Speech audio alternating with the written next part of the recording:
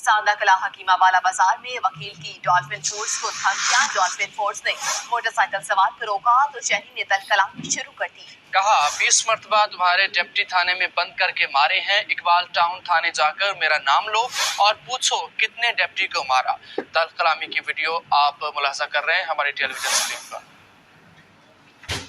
अपना कार्ड देना 20 बारी थोड़े डिप्टी टुटे देना थाने ਨੂੰ ਲੌਕ ਕਰਕੇ ਆਪਣੇ ਨਾਲ ਇਕਬਾਲ ਟਾਊਨ थाने ਨੂੰ ਪੁੱਛ ਲੈ ਪਿਛਲੇ ਮੇਰਾ ਪਿਓ ਲੱਗੇ ਜੇ ਤੇ ਲੈ ਜੇ ਤੇ ਮੈਂ ਚਪੇੜਾ ਨਾ ਮਾਰਾਂ ਤੇ ਮੈਨੂੰ ਕਹੇ ਮੇਰਾ ਪਿਓ ਲੱਗ ਚਲੋ। आपने सुना कि फोर्स ने मोटरसाइकिल सवार को रोका तो तल कलामी की गई। उसने कहा कि बहुत मरतबा 20 मरतबा तुम्हारे डिप्टी थाने में बंद करके मैंने मारे हैं।